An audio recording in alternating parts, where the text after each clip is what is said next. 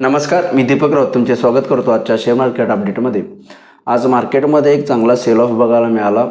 23,000च्या आसपास निफ्टीहून बंद झाला, जवळपास 350 point. Bank Nifty 800 point, Sensex 1200 point मायनसमध्ये जाऊन बंद झाला। काल ट्रम्प इनॉग्रेशनमध्ये चांगली रिकव्हरी दिली, बँक निफ्टीने लीड केली, पण आज परत पुन्हा मार्केटमध्ये व्होलॅटिलिटी बघायला मिळाली आणि एक निगेटिव्ह सेशन, एक सेल ऑफ बघायला मिळाला। मार्केटने रिकव्हरीसुद्धा चांगली बाउन्स दिली लोअर लेवलवरून 23,000वरून 23,400पर्यंत मार्केटनं ऑलमोस्ट 2 वेळा बाउन्स दिला, पण एवढ्या एक्स्ट्रीम व्होलॅटिलिटीमध्ये सरतेशेवटी मार्केटमध्ये सेल ऑफच येऊन बंद झाला। ईच अँड एवढी हायर लेवलला आपल्याला सेलिंग बघायला मिळालं, रिकव्हरीही शार्प बघायला मिळाली, पण सेलिंग पण शार्प बघायला मिळालं। FISने आज विक्री केली 5,900 करोडची, TISने बाईंग केलं 3,500 करोडचं, पण ओव्हरऑल बुल्सनी दम तोडला। बरेच दिवस झालं 23,100 आपण चांगल्या रीतीने प्रोटेक्ट केलेला आणि आज त्याच्या खाली बंद दिलं आहे ऑलमोस्ट 23,000च्या आसपास। त्यामुळे मला वाटतं एक ब्रेकडाऊन कन्फर्म होतं आहे, जे फर्दर डिक्लाइनिंग निफ्टीमध्ये येऊ शकते असं मला वाटतं आहे। 23,600 ते 22,600 ते 22,800च्या लेवलपर्यंत। ओव्हरऑल मार्केटमध्ये आज वीक एक सेटअप निफ्टीमध्ये तयार झालं आहे आणि अनलेस अँड अंटिल आपण 23,500 क्लाइम करत नाही, मला वाटत नाही मार्केट फर्दर अपमूव्ह दाखवू शकेल येणाऱ्या काही दिवसामध्ये। ओव्हरऑल ट्रम्प ट्रेडनंतरनं चांगलं डिक्लाइनिंग, व्होलॅटाईल सेशननंतर डिक्लाइनिंग बघायला मिळाले।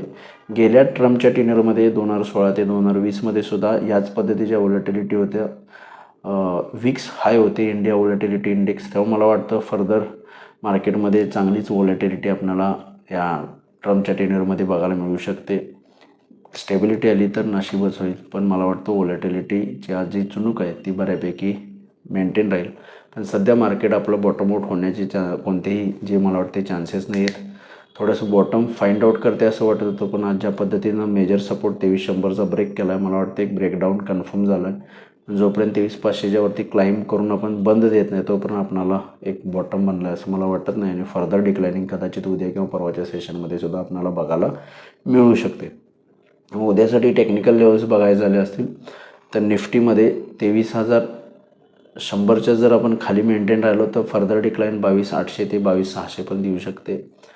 23,350 400च्या वर गेलं तरच रिकव्हरी येऊ शकते आणि 23,500च्या वर शॉर्ट कवरिंग येऊ शकते। गेल्याही व्हिडिओमध्ये म्हटलं आहे ती लेवल इंटॅक्ट आहे, 23,500च्याच वर आपल्याला शॉर्ट कवरिंग बघायला मिळेल।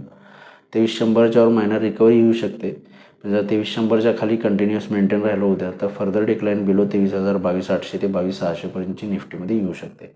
बँक निफ्टीमध्ये उद्याच्या लेवलसाठी टेक्निकल लेवल्स आहेत, 48,300च्या खाली ब्रेकडाऊन दिला तर फर्दर डिक्लाइनिंग 48,000 आणि त्याच्याही खाली जाऊ शकतो आपण।